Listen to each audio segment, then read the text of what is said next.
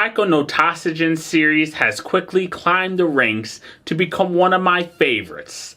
The fun characters, amazing Japanese songs, and all-around quirkiness just makes my heart smile. How does the latest installment work on the Nintendo Switch? Well, let's find out in this review of Taiko No Tatsujin Rhythm Festival. What's going on, everybody? My name is Jenkins, and welcome to Fitness Game Reviews, where my hair is a mess because I brushed it right before I put on a shirt, so, that's how life is. This is Fitness Game Reviews, where I review a fitness game or a music game, or whatever I want, really. Let's get to drumming.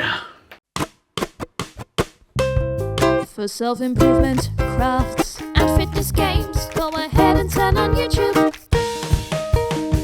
and watch Jack. Taiko No Tatsujin is a collection of Japanese music games from the arcades and home consoles, for those unfamiliar with the series. The gameplay is incredibly simple. You hit the sides of the drum with this blue ring, and then you hit the center of the drum with the orange. You just go into rhythm based on what the game tells you to do based on this thing above. So you bang, and just hit the drum.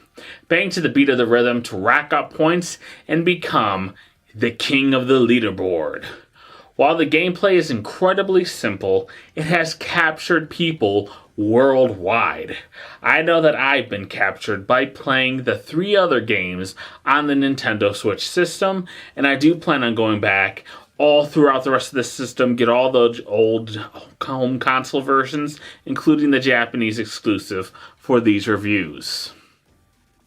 I will link all of these reviews in a playlist in the description down below, so watch all of them, give them all a big thumbs up, and subscribe to my YouTube channel. This newest entry in the series, Taiko No Tatsujin Rhythm Festival, may be the best yet. It released all the way back in 2022 for the Nintendo Switch and other systems. The game has you adventure as Dawn, the orange drummer guy that you see everywhere in the gameplay. He has like an orange face, blue body, cute as a button. You play him as you venture through Omiko City, meeting new people on the night of the festival. By the way, there's going to be a lot of Japanese words that I'm just going to be butchering in this review. Playing songs in different modes gives you experience points, which lets you level up. Continue throughout all the levels to unlock brand new chapters in the story that also correlate to new songs, new items, and more.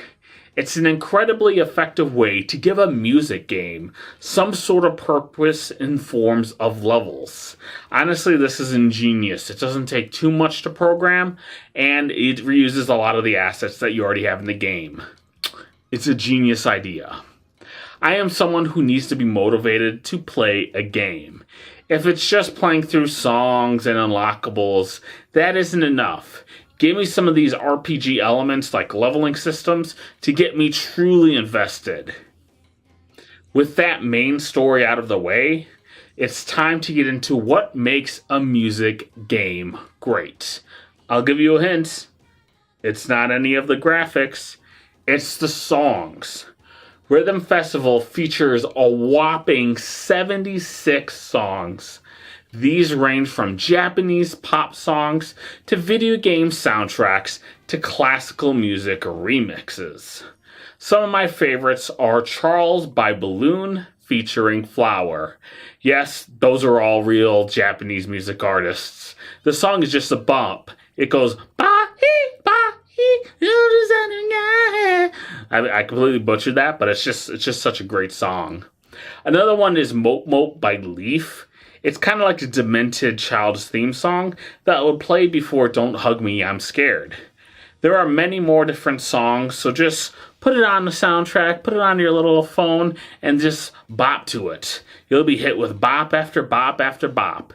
And if you don't like Japanese songs, there's enough other variety in there to get you going. If you don't like any of those, then you don't even have to worry. You can purchase the Music Pass containing over 1,000 songs for just $6 a month. These will be downloaded to your Switch and can be played at any time. I did the 7-day free trial and was boggled by the number of licensed songs that you can play. From Frozen to One Piece, you are covered with the various soundtracks. They are still expanding the pass to this day. No matter what vibe you have, the game will have you covered. Especially if you love Japanese songs like I do. The main mode of this game is just playing through the songs. The controls themselves are great, but with one big caveat, the motion controls. The series is made for the Taiko drum controller, but they also have motion controls, which just don't work. They haven't actually worked in a single game that I've played in my years of this series. Across all the 4 games and numerous updates, they just are trash. I swear that they're actually worse here than they are in the other games. It's so bad that I would say if you don't plan on purchasing the drum controller, do not buy this game. I have the Armor 3 controller, which I got out for $40 on Amazon. That is about half of what the official controller will cost you, so I would recommend going that route. There are also like custom controllers for those who want like the big drum head like you would get at the arcade game, and those go for about $300. Any of these options are great and vastly superior to the worthless motion controls. Again, if you plan on buying this game for motion controls, skip it. Don't even look at it. Just pretend like I'm never even doing this review. Delete it from your memory. Do the Men in Black ting thing. Outside of that, you have various options with things other than the normal song mode. My favorites are the Great Drum War and Don-chan Band. Both of these have enough content that they could actually be the main story mode. Let me tell you, it's an amazing feeling to play a game for 30 days and still have stuff to do afterwards. I just love how much content is in this game, as both play modes are available for local play or online, which is great. The Great Drum War has you set up an army of toys to battle other characters in the Taiko No Tatsujin Series. These toys contain special abilities such as blocking your opponent's view, like they can't see when to hit the thing, or like hiding their notes, making them invisible, or adding a bunch of notes to get them confused. Hitting the notes in the game increases your meter to unlock these toys. Your goal is to have more toys than your opponent to win. It gets way harder than you can imagine, as you kind of have to strategize with what you would use and what the opponent would use. And just kind of like, hey, I need to use this, but I don't have that many points, so I have to cut my army and strategize. If you win, you get to go level up and go up in the ranks. These toys are unlocked by the game store, which is encouraging you to play in the gameplay loop, as you need to play songs to get coins to play the Great Toy War. Each mission also has a bunch of side challenges that make each level replayable. It's a fun time that took me quite a while to complete. In fact, I didn't beat this until the 26th day. Get it? Beat it? It's kind of like a drum. The other main mode, Don-chan Band, has you and 3 other members playing in a band together. Who would have thought? You each get unique instruments to play as the piece goes out. You want to play well enough to gather a fan base. The higher the fan base, the higher your rank, which determines whether you beat the level or not. This is fun alone, but it would be a blast with like 2 or even more players going together or doing this in the online mode. In single player, you get a great story mode of Dawn going to different cities to play any instruments. You get to pick your instrument and play along with 3 other computer characters. There's like unique solo sections for each instrument and different beats that you would have to hit, so it adds a lot of replay value. This mode actually took me until the second to last day to beat, which is great. Highly recommend this game for both of these modes. It's just incredible that a game like this has so much content. Overall, Taiko no Tatsujin continues to be a gem of a series. While the motion controls are worthless, the drum controller makes this game shine. Amazing content, lots of songs, and more just makes this game masterful. In my time playing, I got to level 74. That sounds high, but there are 400 levels in this game. You truly have content for months and months, especially if you get that music pass.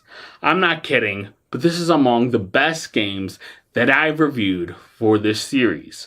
I love Taiko No Tatsujin. I'm a fan of the series, so take it with that. If you don't like Taiko No Tatsujin, don't get this.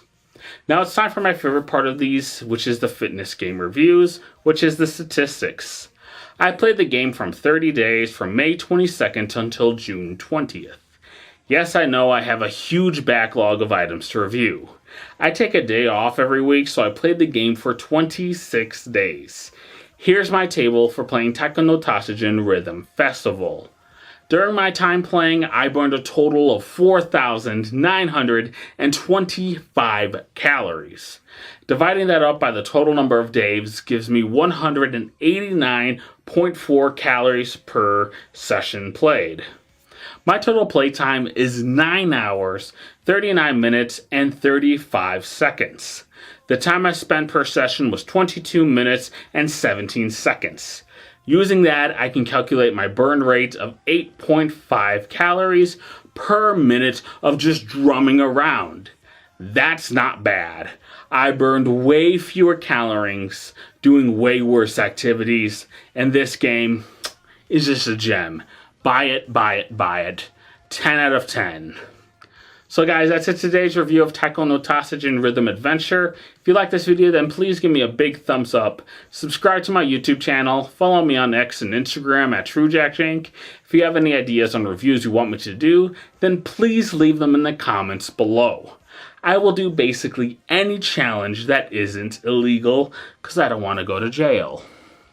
Visit my website at jack-jenkins.com. Lastly, I want all you guys watching to have an amazing day. If you want to improve your life, you can't do it alone. You can only improve together. And I do apologize. If it seems like I was rushing a little bit there, it's because my camera's about to die. So before the battery dies out, I just want to say, please subscribe to the YouTube channel. I'm trying to get to $100,000. Yeah, I'm trying to get to 1,000 subscribers before the end of the year, and I can't. So take it easy.